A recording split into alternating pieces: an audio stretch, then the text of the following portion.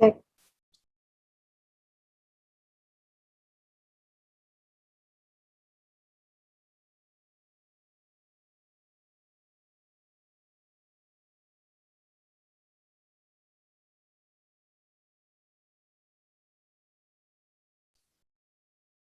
Mohon maaf, izin cek suara ya. Cek, cek.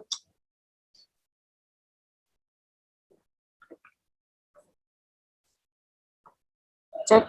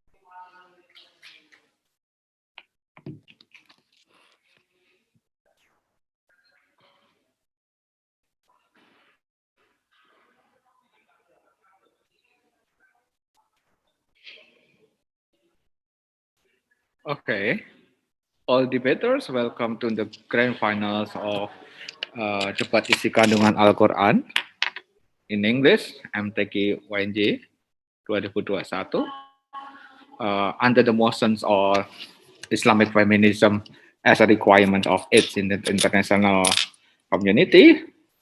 Without further ado, I would like to invite the Prime Minister. Prime Minister, the floor is yours. Are you ready to speak up? Am I audible? Yes. Okay, wait, let me set my timer first.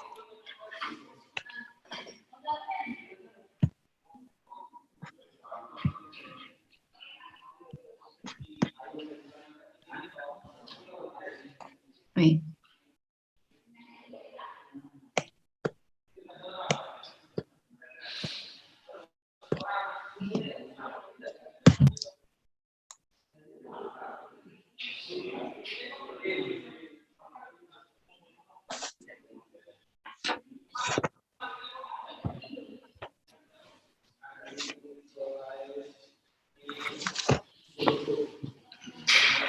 Okay, check.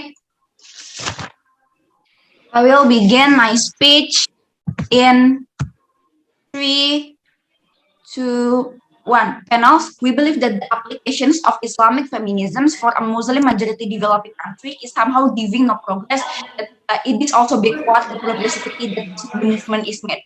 The thing is that what we want as the opening government is exactly we want the Muslim majority development to be concerned about the Islamic feminism itself, since we also see this is as a progressivity in the developing country. But what we want is that we want to this kind of value is going to be rooted organically within the society, since we also see that this kind of movement is rising for those kind of Muslim majority within, for example, in Malaysia and also Indonesia, what we talk about feminism within those country itself. And the second, we also talk about the under movement of Islamic progressive itself for those kind of country, that we think that this is something that is also the answers why those kind of applications that is also relatable and also going to backlash this kind of movement. And because we see that why even if those kind of country is not progressive yet, why this application is still bad, but we are going to take the balance.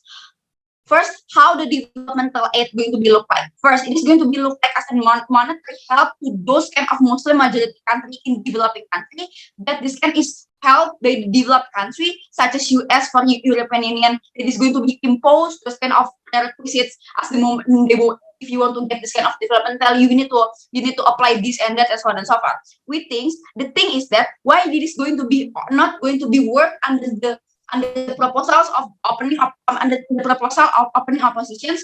The thing is that country is going to be to have relations in not only to one country like these elements. The thing is that this kind of conditions is going to be is going to more likely choose the one who are going to give less prerequisites and so on and so forth. That's the moment you are going to apply this. It is going to be giving a narrative that those kind of developed country, for example, is enough to give like to give their help to this and so on and so forth, to give progressivity towards this kind of country, but it actually is not. Even if those kind of country is giving a prerequisite, why it is still bad? First, we are going to talk within the scenario under the governments of developing country. What is the characteristic of government is in the developing country is that they are actually having like a dynasty and so on and so forth. That, for example, they already take it for too long, for example, 10 years and so on and so forth. Then they are actually dominated by baby boomers and so on and so forth. That by this kind of characteristic is exactly going to make it easy to manipulate any kind of results to the this kind of prerequisite and so on and so forth, by saying that I already give a quota and for the woman and so on, I already give a place for the woman in MUI for example, but the reality is that is not that. This is they are going to tell this only for the international society and so on and so forth, that under this kind of conditions, we know that the applications of Islamic feminism in developing countries is going to be all in vain.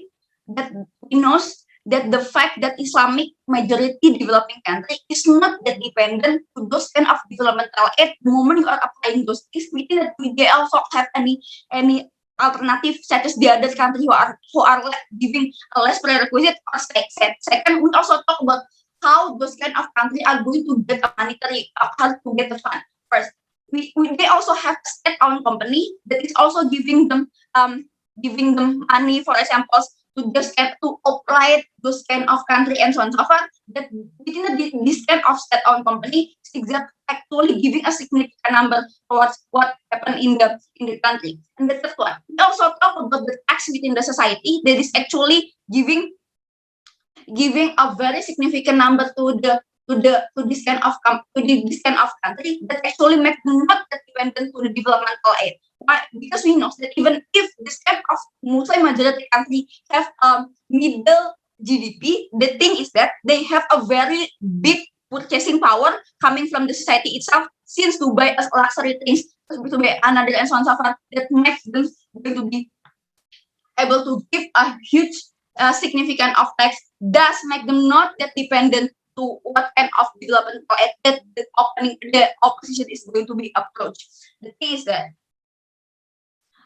why it is going to be going, we are going to work in the two scenario, that the moment under the progress Muslim majority developing country that already progress, or the Muslim majority country that is not already progress. The thing is that the first, for the progressive one, the moment this kind of application or prerequisite is applied, it is only going to be justified. Government is going to be utilized as the justifications from government to the society that they are enough to give an affirmative actions. Since I will tell you that I already take the prerequisites of US for example by applying Islamic feminism and so on. The problem is that US didn't give US cannot give any supervisions for what happened within the country, for example, and giving like what happened within the country in actually the applications of this kind of Islamic feminism. We think that by this kind of justifications, it's also going to be harm any progressivity coming from the root of society. For example, any movement. For example, like any protest of criticisms coming from this kind of movement, such as feminism itself within the society, or the Islamic progressive itself, it is going to be taken down by the government by saying that, oh, I already apply to this kind of regulation, so you don't need to worry about that, and so on and so forth. But the thing that this is not something that is enough from the society. And the second, we also, why we think that under the non-progressive country, why this kind of requisite is still bad. First, we know that feminism is feminist value, or feminism is actually give their own wave and give their own like time to grow, ladies and gentlemen. We think that on how every country in any period have a different wave of progressivity towards feminism. For example, what happened? We think that this is something that we need to note. In for example, like what happened in India, for example, even if they are not that aware about the woman equality and so on and so forth, the woman is start to be aware about the domestic violence, for example, for the existence of gula bigging and so on and so forth. But indeed, this kind of non-progressive woman is actually aware about they are being discriminated and so on and so forth. That this is going to be a reason why they are also going to be subscribed to this kind of movement in our place. How our world is going to be look like, that we are going to be this kind of rising movements of criticism is going to be organically rising within the society, and this is something that is going to be progressive, since any kind of government's criticism is going to be taken, and we are also works under the Insan ayat 9 that A'udzubillahi minasyaitonirrajim, Bismillahirrahmanirrahim. Innama nut'imukum liwajhillahi la nuridu minkum jazaa'an wala syukura. That we need any kind of help issue with less prerequisites. That's we think that's going to be give more progressivity towards those kind of things. I respect it. I thank you very much, Prime Minister, for the speech. To begin the class, please welcome the leader of opposition. Yeah. Leader opposition, are you ready?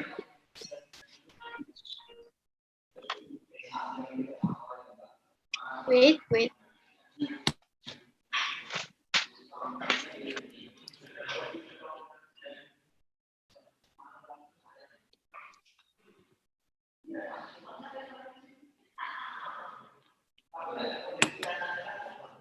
Ladies, ladies and gentlemen, Assalamualaikum warahmatullahi wabarakatuh. Ladies and gentlemen, government did not state it to you a clear what is the Islamic feminism itself, ladies and gentlemen. What is the Islamic feminism right? And they felt the characteristics of the feminist movement or the Islamic feminist movement. So the Islamic feminist is the combination of feminist movement and Islam, right? But there is a gap between the Islamic movement and Islam, which is not lying in Islam teaching that will influence the value of Islam, such as women are equal to men, for example, in leadership. On the case of that, Islamic movement or in the case of polygamy, Islam feminists will see it reject. But in our position, in our opposition, we allow them to reinterpret the Al-Qur'an, ladies and gentlemen, because we know that in Jahiliyyah era, for example, they interpret that woman is under the man value or under the man under the man allowance. So we are as a opposition team that we are support feminists, but we support Islam feminists, but we are not debateful about the Islam or women Islam feminists to be imam, for example, or in the context of the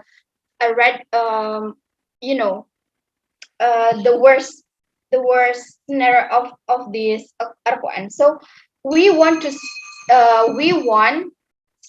the women to speak up as a feminist is Islam, and they have the right to speak up and to the government decision making. But as I have example before that women cannot be the imam, for example, this is the basic rule in Al-Quran, right? So this is the extreme to be debatable. So we are not debatable in it, and the fundamental rules still be exist, such as imam removed by women, the basic rule of this aurat, if women do not show their aurat and so on, it cannot be removed. So that is why feminist value is considered in the decision making. As the Al-Quran Surah An-Nisa, that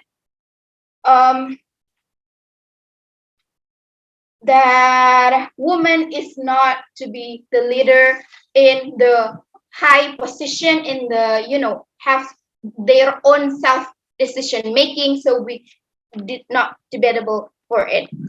So if we allow women to be leader or to have the discussion to the men, if they have problems, so women can speak up through their opinion. If we remember that Nusaybah bin Ka'bah al-Ansariyah as woman warrior, or Arabia, she is the famous woman in Islam history. She took part of the battle along with the Prophet. All the fighters were men, that she was only girl and the key people of the protect the Prophet with enemy attacks, and she get enjoy the process. And this is reflect that women also have the considerable opinion, have the considerable decision to to the developmental of our institution. And men and women are existence of feminists is Islam is in line with Islam, ladies and gentlemen. Men and women are equal. This can be reinterpreted from the Al-Quran, such as in polygamy. If the woman is not serve the man, then woman is false, and they are considerable to go to the hell, for example. But here, as an opposition team, we stands that Islam Muslim feminist can reject it.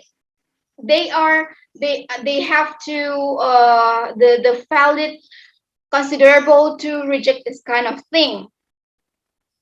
So here, our goal is to have this Islam feminists to be able to speak up and to be considerable in the decision making of the government to have this developmental aid. So, ladies and gentlemen, I'm going to show you. So, what is the context of developing countries? The most important thing in developed countries, or the case in developing countries, is the gender equality, right? The Islam in a long time ago cannot be the same with Islam in nowadays or in modern area like this. Not about the rule, about the teaching in Al-Qur'an, but within the context with this movement of Islamic feminists, we are progressive. Muslim women do not only rely on the men, but they are independent and do not and have their opinion. Let's talk about one of these examples. So we know that in Al-Quran, man is up to the woman, right? Some women are being forced to marry in Muslims, so women are being a victim of domestic violence. This is not the name of Islam, right? This is the name of the certain interpretation of Islam in different or in certain people, and this is the purpose. This perspective we are detecting as the threshold level. This is movement of women, Muslim women who are trying to struggle against this patriarchy and matter interpretation of Al-Quran, or we can say this Islam paradigm. And what is coming with the strategy is because within the Muslim community, they are still facing the culture practices, and within the civil society, they are facing discrimination or social discrimination. They also use, Democrat Islam, and so there is not a political of women. Women are coming with their history, with their memory, and claiming to justice. Unfortunately, they are facing a big challenge. The main challenge that they are facing is, of course, within the Muslim world and Muslim community.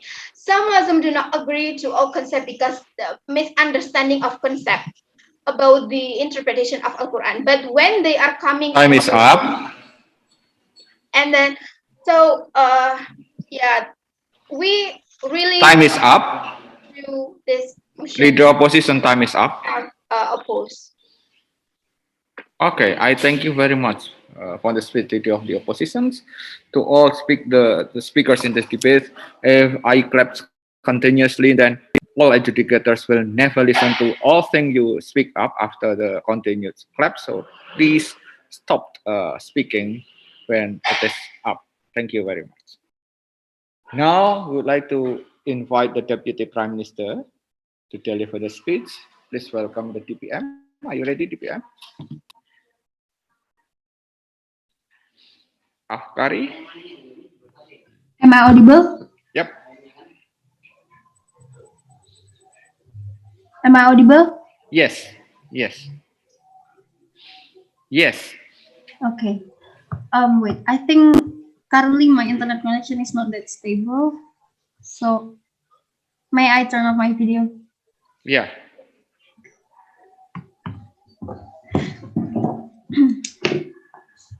Okay. I'm going to start my speech in 3, 2, 1.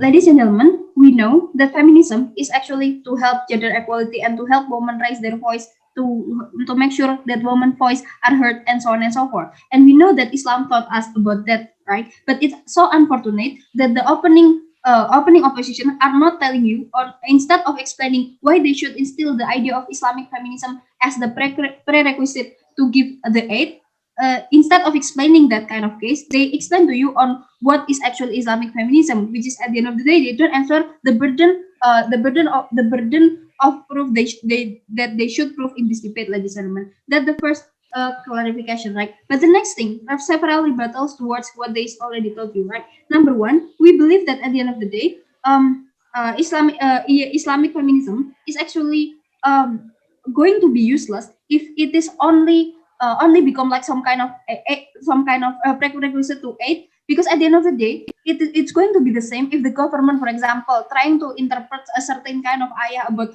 the Islamic feminism, but the society itself doesn't really get what the actually government is trying to do for them. Ladies and gentlemen, comparing to us, we are trying to make this Islamic feminism, or the value of Islamic feminism is that itself organically rising, then we will let the society grow organically, because at the end of the day, if for example there are the clerics who are trying to state about the idea of Islamic feminism, but at the end of the day overshadowed by the other clerics who don't believe in that kind of idea, then it's going to be the same, right? The feminism idea itself will not going to grow. And then the benefits that all the benefits that they mentioned to you, at the end of the day contingent on us, because at the end of the day we fight for that benefit as well, ladies and gentlemen. So therefore you don't have to worry about the benefit that they brought to you, because at the end of the day the benefit is also happen in our side, and we fight for that.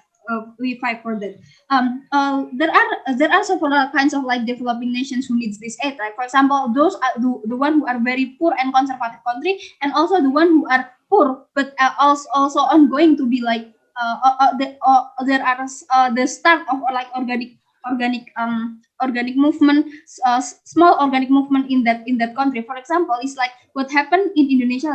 This is in the status quo. Islamic feminism as itself is also are taught in school without or there are certain ustadzah who are taught about the Islamic feminism itself without directly declare they are feminists. Like for example, in Indonesia there are the figure like Mama Dede, who are actually never mentioned.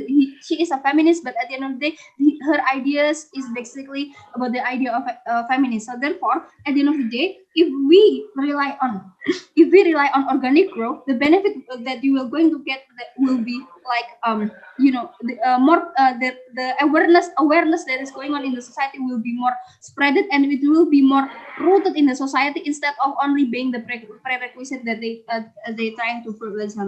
Okay, several next, going to my arguments, right? Number one, there are two arguments that I'm going to tell you. The first one about how it's going to harm the country and postpone the development, and the first one is how it's going to harm these developing nations, but the second of all is how it's going to postpone the development of the country itself. If we know that if we want to help others, we should just help them, right? These countries, if you are talking about very poor country, right, then these countries are desperate for help. Therefore, they need the international aid, right? We know that in Al-Qur'an we are told to help others, like wa ta'awanu 'alal birri wa taqwa in surah Al-Maidah verses 2. How we are told to help others in kindness and so on and so forth, and how we are told to help others equally. The aid, what happened if they give this kind of prerequisite to these developing nations is that the aid cannot be directly reach the people who are in need, right? Because at the end you have to fulfill a certain you have to fulfill a certain of standard first. And what will happen then? More people will suffer, legislation. This is going to be bad, because then you got to because more people will suffer instead of development. What you are going to see is the degradation, legislation. And of course, we are told that we are taught in Islam that we should help others ikhlasly, right? If the degradation happening, then the feminism itself will not grow. The feminism idea itself will not grow, and then the society in general will not grow as well. The hard approach to instill feminism less likely to be stayed forever in the idea of the society. It is very fragile to be destroyed by the other idea. If you only rely to grow this idea from this kind of hard approach that is to be a prerequisite in order to get a developmental aid, legislation. But second of all, on how the idea of postpone it's going to in order for you to fully actualize yourself, or at the end you can fight or think about your rights, in this case like feminism and so on and so forth, you of course need to fulfill your fundamental needs first, ladies and gentlemen, like food and etc. This is exactly what happened in poor countries, like their human development index are low because they need to fulfill or think about their basic need first before at the end of the day you can actualize yourself and think about the feminism idea and so on and so forth. You cannot implement idea in the mind of the people who are still starved, ladies and gentlemen. This is exactly why the feminism start in a middle. The feminism idea itself start in a middle high woman, like for example Ibu Kartini who are from Kraton family, or Jane Addams who are from rich family from Illinois, ladies and gentlemen. What happened in our case is that we will feed these people, give them aid, give them clothes, give them tools to build their places and so on and so forth. And when they sustain enough, then at the end of the day they can we can in very general they can at the end actualize themselves and implement the idea of feminism, invite them to think about the idea of women representations and so on and so forth, right? If you are talking about there are because there are more harms that is likely going to happen in the opposition side, of course I will invite you to come to our side, because at the end of the day their parameter as well is very unclear, ladies and gentlemen. They don't tell us on how they are going to determine whether or not a certain places already deserve an aid or not. They never tell you on how they are going to do that. That they don't give the certain parameter or mechanism on how they are going to do that. And this is going and unfortunately this is very bad for them, because at the end of the day their case only touch the surface of this idea, or not even touch the surface of this idea, because they basically only mention about what is actually feminism. Proud to propose. Thank you. I thank you very much to Deputy Prime Minister. Now we'd like to invite the Deputy Leader Opposition to give the speech. Okay, before I start, am I audible? Yes. Okay, thank you.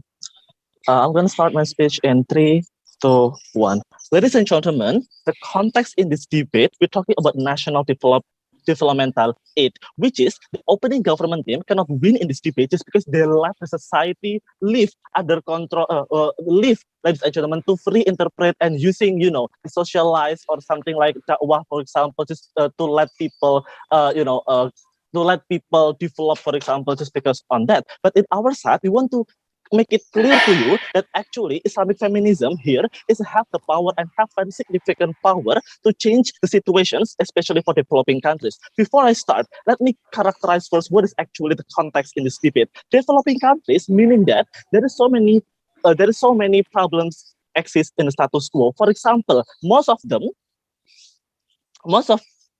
them that actually becoming the victim in society is the woman. Women should be protected in this debate.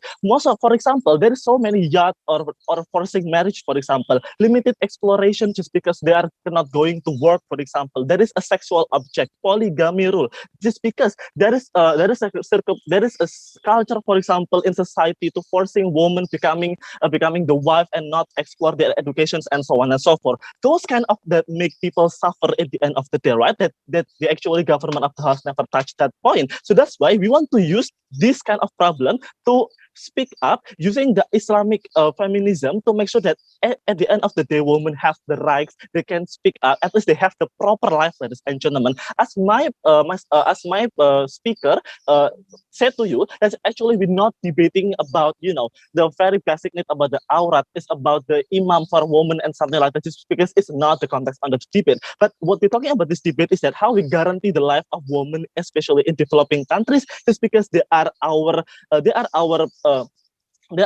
society that we need to be protected. Ladies and gentlemen, I'm gonna start to you my first argument, like how that this supporting the Islamic or the implementation Islamic feminism can be the requirement for the national development aid. First, because the standard that we can judge that developing countries are good or not is about the populations. It's not about men and women. All the populations must have the same rights, the same educations, and a good or equal background, for example, to make sure that we can judge that this country is good, ladies and gentlemen. So that's why we believe in our side the developmental aid for the developing countries is gonna be good, because the number of participants is gonna be high, ladies and gentlemen. Why? Because the policy coming from the government, for example, ulama making a policy, women can represent themselves, can represent their voice, just because we need them to be a figure, because they are the actor, they are the someone who are the field becoming the target, the regulation. So that's why we need to know about their perspective, ladies and gentlemen. So that's why we should use that a policy to make sure that all the requirements and all the populations, especially because we cannot deny the fact that women are the high populations, right? We need to use them. We need to encourage them at least to have a better person. Now, let's talk about something that we need to important about the context again. If the opposition of the House just say to you that actually the existence of Islamic feminisms for the developing countries, it just make people confused and just make people something like that or suffering. I say to you, it's no, ladies and gentlemen. Why? In the very first place, we have a different context of Islam. First, we are not living in the Rasulullah era when women only depending to men and cannot go to educations and something like that. We live in the context of women and men have the same problem, have the same opportunity to survive and struggle to achieve, to achieve the proper life at the end of the day, right? So that's why we encourage them to have a more motivation, ladies and gentlemen, to make sure that this is okay for you to, for example, have a good opportunity of job or have high level of education, to cut off the toxic culture inside of the society, ladies and gentlemen. And the big questions coming from the government is that how they guarantee to you that actually only a society or relying on the society they can they can change and become someone's better, because we need to understand that actually society is under control of the government. If the government rule is just only biased for men, for example, doesn't have any kind of opportunity to women, the big question is that how they are developed, ladies and gentlemen. Even if, for example, there is scenario that society maybe they want to do a movement or something like that, just because government is not support this kind of movement in the very first place. So that's why all the thing coming from the government at the end of the day is useless, ladies and gentlemen. Now, why I'm gonna tell to you that why it is also in line with the Al-Qur'an, ladies and gentlemen. Al-Imran ayat 1 chapter 104 said to you that watakul minkum ummatu yut'ana ila khaira wa yu'maruna bil ma'rufi wa yanhauna 'anil munkar wa ilaihumul muflihun. That actually all the Muslim, no matter your gender, have the rule, ladies and gentlemen, to be to success or to achieve something good on your life, and it's also in line with the Al-Qur'an, ladies and gentlemen. Why we think that it's not is not hamper or it's not danger the existence of men, for example, if there is argument coming from the coming from the government. First, no, thank you. First, we need to understand that actually the existence of women in Rasulullah era actually is also very good and showing that women also have the same capacity. For example, Khadijah as a leader of the trade or selling buying on that era, Rasulullah also learned from Khadijah, ladies and gentlemen, to study about that. Siti Aisyah also becoming the leader of the war, for example, Ratu Shima becoming the very fair and beloved queen, for example, on that moment. That it shows to you that actually women also have the context of the fairness at the end of the day. If they think that actually this feminist movement is just only hamper and in the context of religion, it can superpower and something like that. We never agree with this argument, ladies and gentlemen. Why? In the very first place, in the family, yes, we agree that male is the leader, but outside of that, actually, female also have the same duty as a Muslim to share the kindness and share the positivity to change the circumstances. So that's why, as a Muslim, in the context of the politics, for example, they also have the right, ladies and gentlemen, to explore all the things that they have, for example. So that's why in our side, we want to encourage all the women and to make sure that all the regulations coming from the policy of the government are fair and giving more chance for the people to speak for the people, especially for the women. Because at the end of the day, women in developing countries, they are being the target of the many kind of the culture. They are the main point of the developmental of the country, ladies and gentlemen. If we are so that's all my speech. I'm very proud to oppose. Thank you. Thank you very much, the Deputy Leader of the Opposition. Thank you very much, the opening teams. Now we are moving to the closing teams. I would like to invite the member of the government. Member of the government, are you ready? Hello, check. Am I audible? Yep. Hello. Yes. Wait a minute.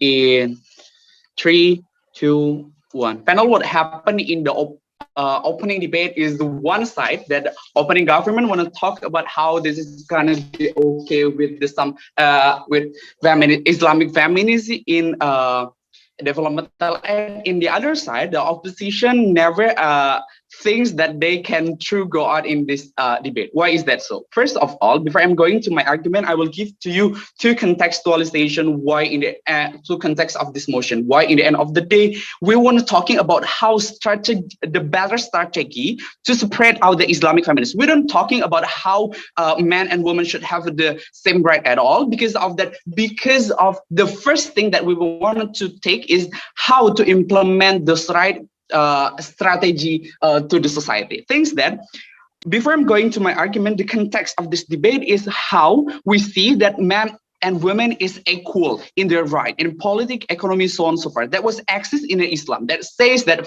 how Fatimah have their own economical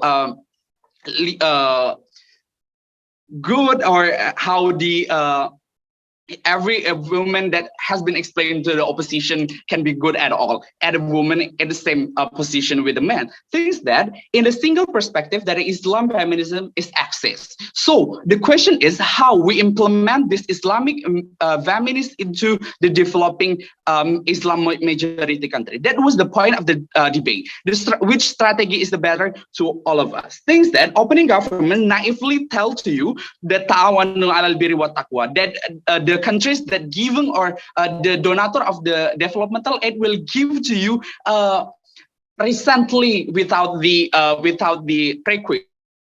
Things it never be happen in the side of the status quo. Why? They have the interest, they have the developed country by their incentive.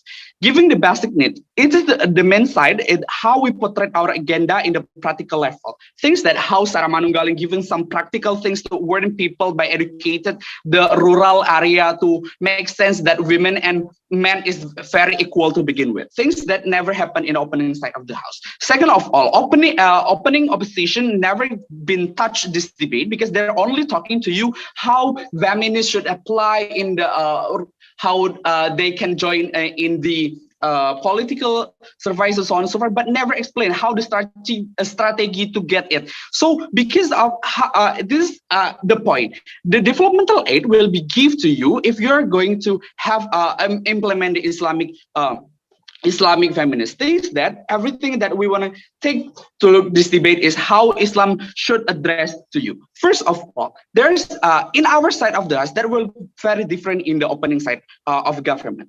Our side will not think that Islamic feminists should address there's actor of feminism. They're eligible and have the capacity based on their culture, which is not going to have a same with the government at all. See, in our side, there's two mechanisms. First, the aid will giving by the donator and giving some mechanism and agenda. There, the developmental aid by donator will give some mechanism and so on and so forth that can be rule all of the feminist issues. Things that it is not sweet. Why in the end of the day it is not suitable one for the movement itself, for the making Islamic feminist in the white Islam countries. Things that capacity, for example, making it practical, going chit-chat in the education sector, that feminist value should spread widely since they cannot touch either area that government can do it. For example, Islamic feminist is access in our side of this, but in the urban area, which is government cannot focus to touch them, the conservative rule in the rural area can be touched. That is the point of how as Islamic feminists in our side of the house, we're not going if we apply the developmental aid. Why is that so? The second of all, the second mechanism is the developmental aid wanna give some aid without some rule or mechanism to do how to do Islamic feminist, for example. It is not strategy enough for the donator. Why is that so? And it's not good for the Islamic feminists at all. Why? First of all, when you're talking about Islamic feminists, the actor that spread the Islamic, the feminist value in the rural countries will be focused on how money and strategy will begin. There's no guarantee enough that value of the Islamic feminists will spread out purely. They can just talking about how they can get incentives, so on and so forth. Because of that, those kind of the mechanism is cannot work out when you apply this developmental aid as a prerequisite to apply this Islamic feminist, so on and so forth. But in our side of the house, how it can be apply. Al-umuru bimaqasidiha. Darul masabil muqaddamu ala jalbi masalah. Things that the basic principle that every single person must be on their rule. Things that Islamic feminism in practically with a given change in politics, economy, so on and so forth. It can be happen when the opening government can talk to you how we see feminists in the strategical level in the cultural countries, which is the Islam majority country have their own culture. For example, how we see Indonesia with their feminist movement, how we see Middle East with their feminist movement. Happen when different country has different agenda and different ways. It means that how the strategical level will be different at all. Things that how the talking about some countries and some area level. Things that the basic of those kind of reason can be touched if you are just talking about ta'anul bil hikmatil wal mau'idatil hasanah. Things that the cure on or the basic things or the good way to spread out the idea of feminism is the one of the good way based on their culture, or it can be organically.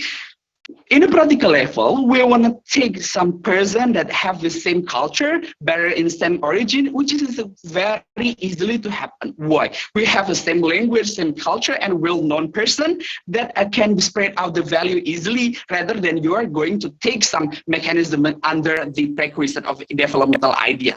Things that why is not beneficial at all in the end of the day. The standard and the mechanism of policy is not suitable at first, and how we portray and interpretation Islamic feminist was different at the beginning. So justification and justice how we implement is the push out with the prerequisite can be rejected if you are going to have implement this prerequisite. But in the end of the day, our side is never been touched by the push because at the same culture in so on and so forth. Because of that, I give you this.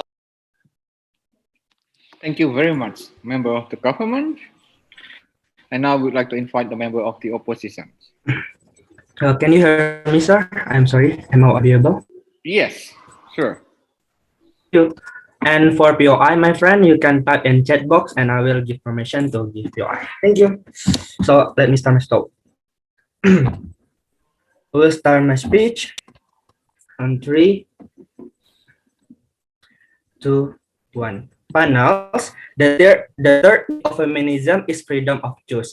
It means the woman has freedom to choose their own principle to apply in their life, include the principle of religion, culture. We believe this is the biggest spirit of the global movement feminism right now. So even if this aid coming from the biggest actor in the international community, such as global feminism movement or the big developed countries, they will hold this principle to apply this into developing countries. We believe they will give the majority to use and apply in their life. Let's see how people in Europe or people in the United States see women who wear burqa or hijab and consider as women. We believe even in global status quo right now, they see Islamic feminism is also the part of Islamic movement, is also the feminism movement itself. So we believe the value of Islamic feminism will not be interpreted or discriminated by the global feminism or the global actor who give the aid to our developing countries. That is the first point. So our stand is we want to take this aid from the global actor who will interpret our value for in sake of strategy to apply Islamic feminism in our nation. Why so? Let me characterize the characterization of developing countries or Muslim majority countries. We believe this country there is two types of country. First, the country who is already progressive and not really need the help. For example, is Dubai. Dubai is very progressive to apply Islamic feminism, to apply feminism itself in global meaning, and also don't need any aid from global actors. But let's see what happened in Arab Saudi or any other country that very oppress the woman. Why? We believe this country is very dictatorial. They oppress women. Why? Because a long history said that the country is now is all about politics. They want to protect their own group principle to gain vote at election, for example, or to attract the conservative people in their country. So they will oppress the woman. So that's why we believe is even in Islamic feminism itself there is misinterpretation of government at Muslim country. They oppress feminism because they are very conservative. But we believe in Islamic feminism there is woman and man is not equal in Islam, but the principle that whole Islam is collaboration. It's not equal. We believe yes, there is some part that is the man field, and there is some part is the woman part. For example, scientific data said that the muscle of man is bigger than woman. That's why we send men to the war, but not women. Then women protect the child. But there is different about ibadah and muamalah. What is ibadah and muamalah? Ibadah is the field that coming from Allah, and you cannot change it. For example, is salat. You cannot change the imam of salat. For example, is another example. But in muamalah, is about strategy. You can use your rationality and your mind to apply it the best scenario in yourself. That's the woman take a role and have a part to apply their in our life. That is ibadah and muamalah. So but in Western country we believe the feminist is about the action. This is about women who want to be men, who want very similar with men. This not but we believe even in the Western community they consider Islamic feminism to as a part of feminism itself. And also the second characterization of the government in Muslim majority or developing countries such as Arab Saudi, for example, is negotiable. They will negotiate with other part if they have interest and also have benefit for them. For example, let's see Morocco, or let's see another Arab country make normalization with Israel, for example. That's mean if there is a lot of conflict and demonstration in their internal nation, but if there is a benefit, they will negotiate even with Israel itself. So we believe because this country is very oppressed women by dictatorial like say Arab Saudi, but they are negotiable. So let's use the aid strategy to make them softly to women apply Islamic feminism. So we believe Islamic feminism right now in Arab Saudi or any Muslim majority is misinterpreted. They misinterpret the Islamic feminism. That's we can see that how oppressed women in Arab Saudi, but it's not Islam, Mr. Speaker. That's why we believe global and this analogy like for example I don't want to say, but let's see how United States give campaign about LGBTQ. They give aid for that LGBTQ can apply that nation. That's mean the government feminism will apply that is also, but in order to apply the Islamic feminism at the Arab or Muslim majority or developing countries. So, but what happened if we not take this aid? We believe the government of Arab will take another aid from another party. So this is the worst scenario. Why? I believe in developing countries the most interest of developing countries is to take it in developmental area. So if we don't take it from the global feminism actor, for example, or United Nations who would not apply Islamic feminism, they will take it from Israel, for example, or they will take it from another party that have another interest. This interest can be backlash with Islamic feminism itself. We believe there is some country that import all the 100% of the Western feminism, and then this work because the backlash the Islamic feminism itself. We believe this will make a lot of conflict between Islamic feminism conservative with the Western feminism activists in our nation. If we use another party, we believe the global actor of this motion, also we said the global feminism movement or the global actor of nation is also is have some interest to us to apply Islamic feminism to save our women in our country. So it just kind of strategy, Mr. Speaker. So our view, the development country is very important. So the government of Arab Saudi will change the role to see women as more human being. So we believe right now the most problem of the Arab Saudi or Arab nation people is about economy. They want develop their economy bigger and bigger, like how Arab Saudi take investment from Israel, how Arab Saudi take investment from United States, for example. That's why we believe the investment is very useful strategy to make their government softly and see and do what we want. So what is global feminism want? We want to their gender role and see from Islam feminism much better than before. Thank you. I thank you very much, the member of the oppositions. Now we'd like to invite the last speaker in the government team, the government whip. Are you ready, government whip? Check. Am I audible? Yes. Okay. Take a second.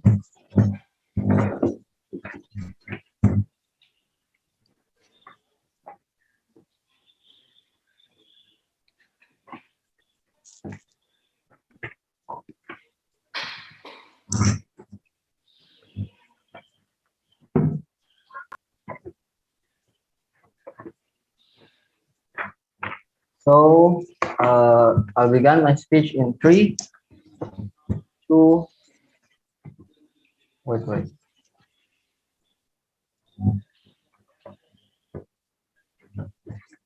3, 2, 1.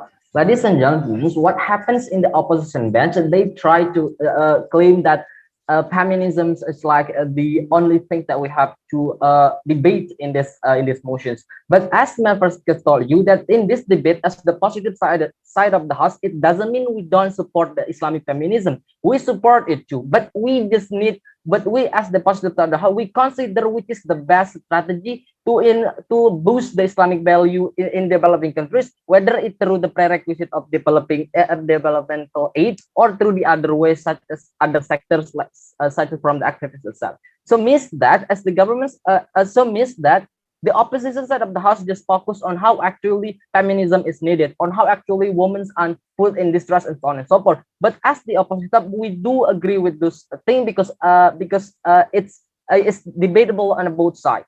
First of all, let's go to the member of oppositions. They bring about this aid come from the developed countries. They will give full help and so on and so forth. But let's they give example like Dubai is one of the progressive that need developing countries, and Arab is put women in this trend. They will take another and let's say they bring about if Arab Saudi don't take some aid from Islamic feminism, so they will take from another country that more radically from Israel, for example. But I think they will not, because I think not just Islamic prerequisite of developmental aid, not just Islamic feminism at all. Not just you have to because there is a lot of variation. Excuses why people ask for aid developmental. It could be just a pre, or you have to put the democratic nations in your country and so on and so forth. That's why I think it's not going to be going to be mutually exclusive into Islamic feminism as the prerequisite itself. Second of all, they stated about the oppressed women in Arab Saudi and so on and so forth. But I think the progressivity is already achievable right now. There is women that put in higher education, for example, in Indonesia, where people like who get a position in governments. It means that the progressivity is already achievable, but that's why I think. But in developing nations, if we characterize it more, there is the progressive people and there is conservative people, right? The progressive people are concerned in the urban area, and the conservative are in the rural area itself.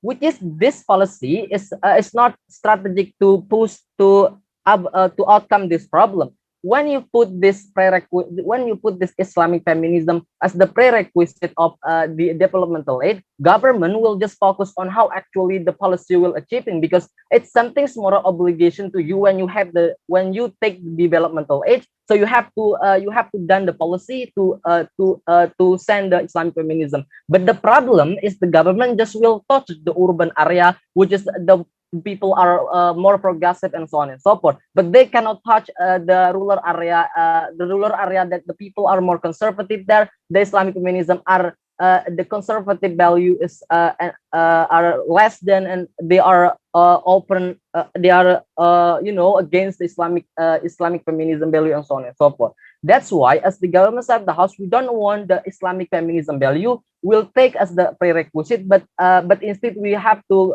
like give them into the activist one, who actually the most actor who are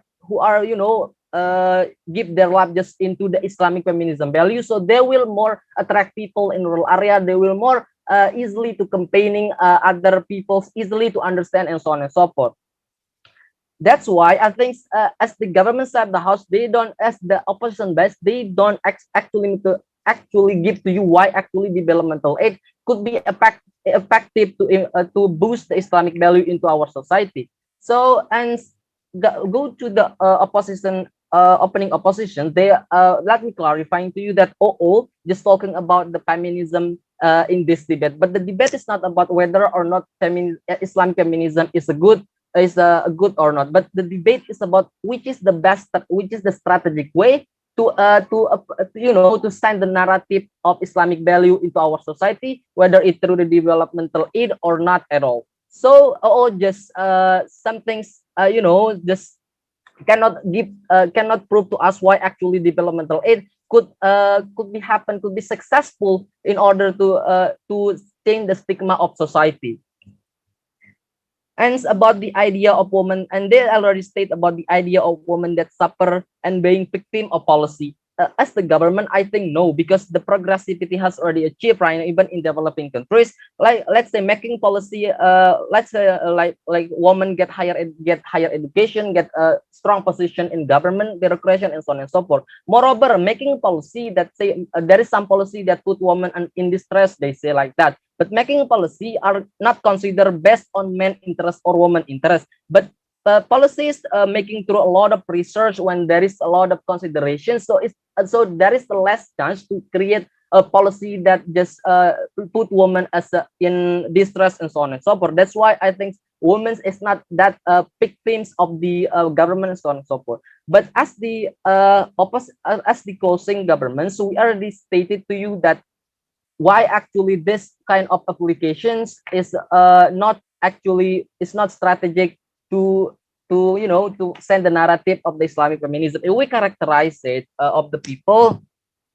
if we characterizing the developing nations, which is there is conservative people, and there is a different culture, because let's say for example Dubai give developmental aid to Indonesia, and the Dubai gives some mechanism of how actually the Islamic feminism could attract the society.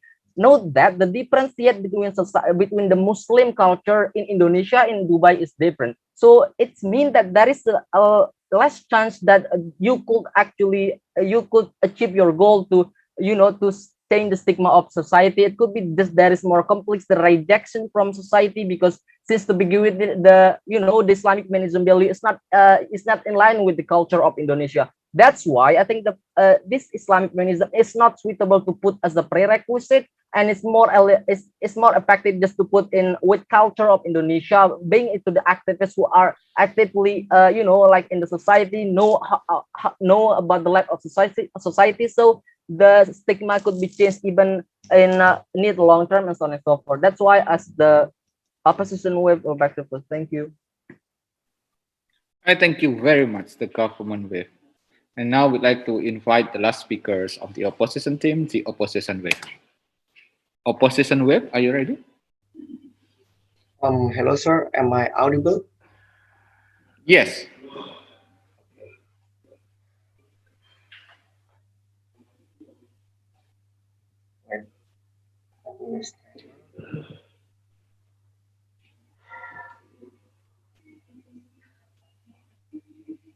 My speech in 3, 2, 1. Panels, we believe that developed countries who would like to give aid to developing countries, especially majority Islamic countries, we believe that they understand the difference in cultures, the difference in the wave of feminism will lead to different way to boost this Islamic feminism in these developing countries, ladies and gentlemen.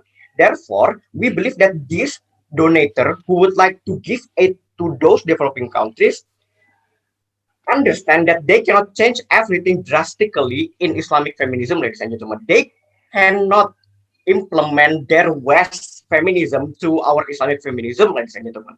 Although we have like what my first speaker already mentioned to you, there are several things that differ us with the West, ladies and gentlemen, which means that there are things that we can do in terms of muamalah, but we cannot change in terms of ibadah, for example, ladies and gentlemen. And then several points of battles towards the closing government side of the house, ladies and gentlemen. The closing government side of the house telling you that there must be prerequisite things that must be fulfilled by the developing countries, ladies and gentlemen. They say that how about the culture in countries and different ways, ladies and gentlemen. We say that those donors understand that they cannot implement everything in one go, ladies and gentlemen. They need steps, ladies and gentlemen. Even if they would like to encourage feminism movement, then they cannot implement what the West has, ladies and gentlemen. They need to see and understand what the Islamic feminism at the very first point, ladies and gentlemen. Even if the developing countries do not want to change their or make their feminism movement progressive, they still able to reject, for example, ladies and gentlemen, because there are many development aid, ladies and gentlemen. It doesn't necessarily need feminism as prerequisite things to be fulfilled first, ladies and gentlemen. Second, ladies and gentlemen, the government side of the house also stating that what if they mention about progressive in urban area and then conservative in rural area. Ladies and gentlemen, the moment people in urban area understand the Islamic feminism itself, government needs to implement, to educate, to socialize the Islamic feminism value itself, the feminism itself, to the rural area, ladies and gentlemen. And what makes it hard for them to implement, to educate, to socialize those rural area with conservative value is because they do not have any budget, ladies and gentlemen. That's why at the very first beginning, the aid is important in this case to help the government also to implement, to educate, to socialize the Islamic feminism that already exists, ladies and gentlemen, to those conservative people in rural area. Because as the whole, domestic countries, the domestic aspect also in charge or in control of the government itself, including those rural area, ladies and gentlemen. So it's not relevant to say that conservative area will be left behind, because at the end of the day, they are part of the government territory itself, ladies and gentlemen. Now, what happened in this debate, ladies and gentlemen? The opening government side of the house telling you that the developed countries or donator would not understand the things that happen in the countries, in the Islamic majority countries, ladies and gentlemen, developing countries, ladies and gentlemen. However, we believe that those countries understand, ladies and gentlemen. Even if they do not understand, the developing countries still have right to reject, ladies and gentlemen. The opening government side of the house also mentioned to us that the developing countries must fulfill fundamental rights first, then feminist rights, ladies and gentlemen. Notice the fact we have many aids for developing countries in terms of food, for example. SDGs number 30, fight against SDGs 2030, fight against poverty, for example, ladies and gentlemen. So it doesn't. So there are when they argue that we must fulfill fundamental rights first, we believe that that's not relevant due to the fact there are many aids that do not need or require many countries, especially Islamic countries, to afford their feminism to get the aid, ladies and gentlemen. Because SDGs 2030 not only limiting their access to help countries to the religion, ethnicity, and etc. So we believe that that is not exclusive in this debate, ladies and gentlemen. What about opening opposition, ladies and gentlemen? The opening opposition side of the house telling us that that women have capacity, but what makes us different with the opening opposition is that they only mention to you in terms of trading, war, and etc. by the example of Siti Khadijah and Aisyah, ladies and gentlemen. However, in our case, as closing opposition, we explain to you what things can be negotiated in Islam in terms of gender, and sex, what kind of things that cannot be negotiated, ladies and gentlemen. And the things that cannot be negotiated is the things that related to ibadah, ladies and gentlemen. In terms of muamalating, where women able to participate in political decision making, we believe that that is also supported in Islam. For example, when we're talking about Al-Hujurat 13, ladies and gentlemen, what makes human different is the level of the faith, ladies and gentlemen, not the sex, not the in terms of that knowledge and etc. ladies and gentlemen. Therefore, we believe that women also have case in this. Women also need to involve in this Islamic feminism movement due to the fact nowadays women also educated enough, ladies and gentlemen. Even in developing countries, they are much better comparatively to Jahiliyah period where women do not have any access to education, ladies and gentlemen. Ladies and gentlemen, in this debate, the closing government of the house keep telling us that there's something different in the culture and etc. ladies and gentlemen. However, both of the sides, opening government and closing government, they neglect the fact that as advanced as advanced civilization, many countries, including those who donate us, they must understand that Islamic feminism cannot be changed in one night, ladies and gentlemen. They cannot change or transfer all of the feminist value from the West to the Islamic feminism in one go, ladies and gentlemen. Ladies and gentlemen, we believe that there is, yes, we agree there are several things that different between West feminism and Islamic feminism. However, there are things that also the same and can be negotiated in terms of political decision making, etc., etc. This is what we would like to address, ladies and gentlemen. Especially in developing countries, they will only listen to you when they have a particular reason why they need to listen to you. And developing countries, because their aim is to develop their countries to developmental reason, then we believe this is the effective way to make those conservative countries in North Africa, in South Asia, to understand that it is important to change the Islamic feminism, to improve the Islamic feminism in the majority of Islamic countries, developing countries. And because of that, we believe that this motion should fall and we back to oppose. Thank you. Thank you very much to the opposition wave, and thank you very much to all debaters. Congratulations for advancing to this grand finals of MTQ debate in Universitas Negeri Yogyakarta. All adjudicators would like to make a deliberations, and the decision would be handed to the committee. And I believe the committee would like to inform you when the champions are, I don't know, juara 1, juara 2, juara 3, juara harapan 1, harapan 2. I don't know. The committee will inform you, but this is the time for the adjudicators to make deliberations. Thank you very much and good luck.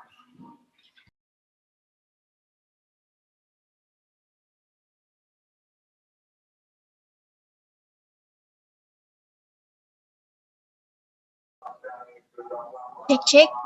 Okay. Am I audible? Yes, Mbak. Okay. Thank you very much, Mr. Rahmat Cahyo, Mrs. Nunik Sugesti, Mr. Rasman, and Ms. Chitra Dewi Hernia. Thank you very much for all participants. Thank you for your enthusiasm and good performance since day 1 and now day 2. I am as moderator of this debate. I'm sorry for all my mistakes. Thank you for the IT teams, everyone behind this competition that I can mention you one by one. The announcement will be on closing ceremony, so please stay tuned on our group and be ready for it. Last but not least, congratulations for all participants. You are amazing. Congratulations. I am Rizka Widya Lestari will now announce that Musabaqah Scientific Debat on the content of Quran finished. We will meet you again in the next MTQ Universitas Negeri Yogyakarta. Thank you very much and see you later. Wassalamualaikum warahmatullahi wabarakatuh.